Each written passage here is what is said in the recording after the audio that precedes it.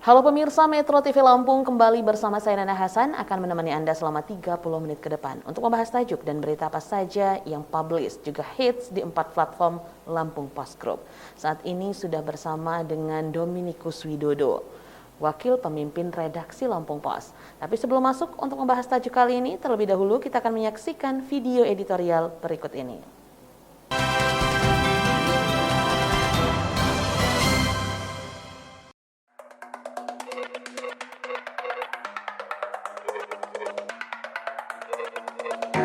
Jangan berpangkal di logo halal. Penetapan label halal di Indonesia menuai pro kontra.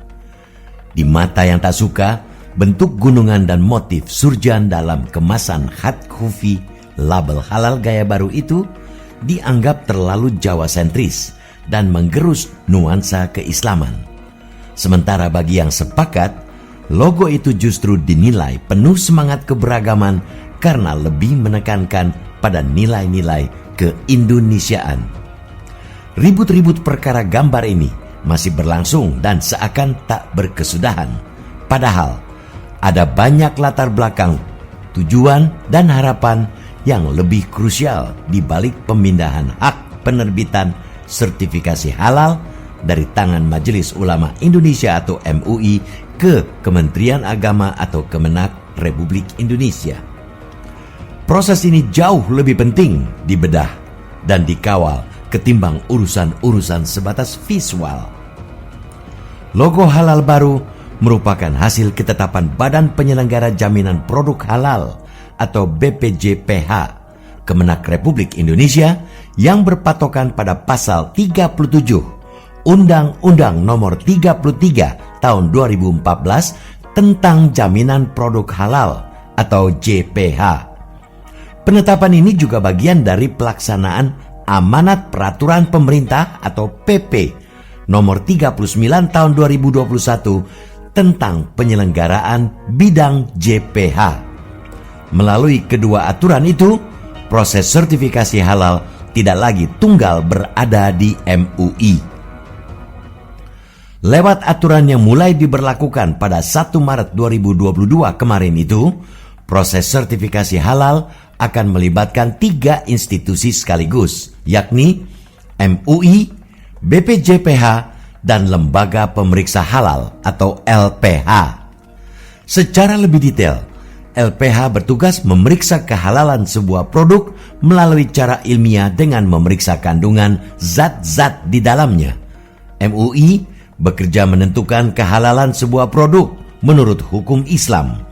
Sedangkan BPJPH sebagai representasi pemerintah memiliki kewenangan administratif untuk mengeluarkan sertifikasi halal berdasarkan fatwa MUI.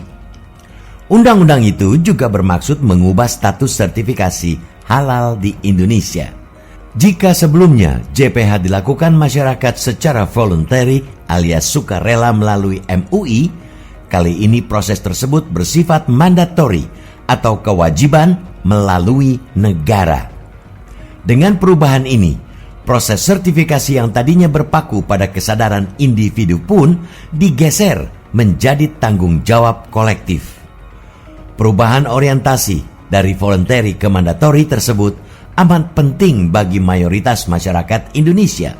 Pasalnya, tujuan dari pencantuman logo halal pada produk makanan dan minuman adalah untuk melindungi dan menjamin hak konsumen muslim agar terhindar dari produk non-halal. Selain itu, memberikan kepastian hukum kepada konsumen muslim bahwa produk tersebut benar-benar halal sesuai perintah syariat Islam. Bagi pelaku usaha atau pemilik produk, sertifikat halal juga sangat krusial demi menambah nilai jual, baik pada skala nasional maupun internasional. Kewajiban pelabelan halal dan pengambil alihan hak penerbitan melalui negara juga menjadikan besaran tarif sertifikasi yang sebelumnya terbilang mahal bisa dipangkas jauh lebih terjangkau. Terobosan dan aksi kolaboratif tersebut pada akhirnya menjadikan negara mampu memberikan solusi bagi para pelaku usaha mikro, kecil dan menengah UMKM agar berkesempatan mendapatkan label halal dengan harga yang cukup murah. Lewat aturan baru itu, BPJH memangkas biaya sertifikasi halal reguler dari semula bisa mencapai 4 juta rupiah menjadi 650 ribu rupiah saja. Dengan rincian 300 ribu rupiah dialokasikan untuk biaya pendaftaran dan penetapan kehalalan produk, sedangkan 350 ribu rupiah untuk pemeriksaan kehalalan produk. Sudah barang tentu, aturan anyar sertifikasi halal ini juga membawa angin segar bagi para pelaku usaha di bumi Ruwajurai. Pasalnya, berdasarkan data Dinas Koperasi dan UKM, jumlah UMKM di Lampung saat ini mencapai lebih dari 192 ribu pelaku. Itu artinya, mereka makin terbuka lebar untuk mendapatkan label halal sebagai syarat ekspor yang tak bisa lagi ditawar seiring menguatnya tradisi ekonomi syariah di pasar global.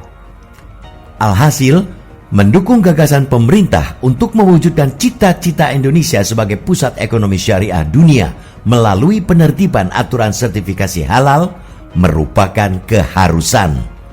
Begitupun meredakan kegaduhan perihal logo halal dengan mengakomodasi berbagai masukan juga bukan perkara haram. Jangan sampai kita gagal lantaran terjebak di urusan gambar.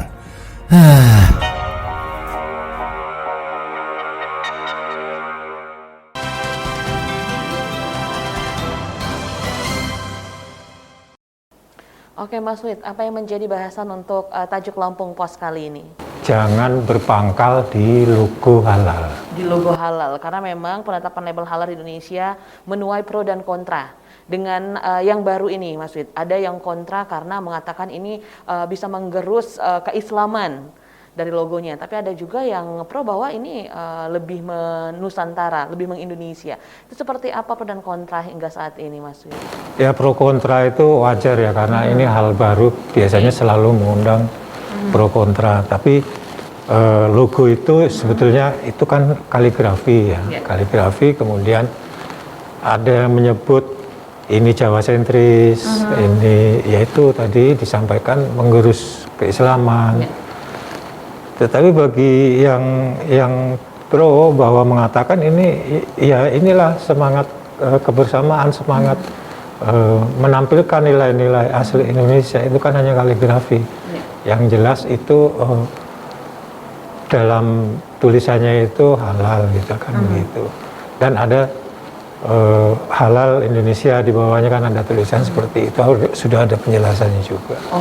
Dan wajar ya muncul perdebatan, tetapi lama-lama semakin lama kok tidak semakin substansinya itu semakin memudar. Ada hal yang lebih penting, lebih krusial, yaitu tentang penerbitan sertifikat halal ini. Kalau semula itu kan hanya tunggal ya, dilakukan oleh MUI ya, Majelis Ulama Indonesia. Cuman sekarang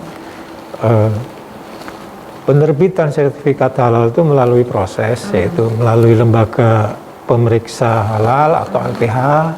Kemudian MUI juga tetap dilibatkan lagi untuk mengeluarkan fatwa halalnya. Kemudian baru penerbitan sertifikat halal itu dilakukan oleh Badan Penyelenggara Jaminan Produk Halal atau BPJPH. Jadi memang sekarang sudah tiga ya, dari tiga tadinya tunggal, sekarang sudah melalui 3 lembaga Mas Wid. Nanti kita akan bahas tentang rules-nya atau aturannya seperti apa, tapi kita jeda sejenak. Pemirsa Metro TV Lampung, jangan kemana-mana, kami akan kembali sesaat lagi, tetaplah bersama kami.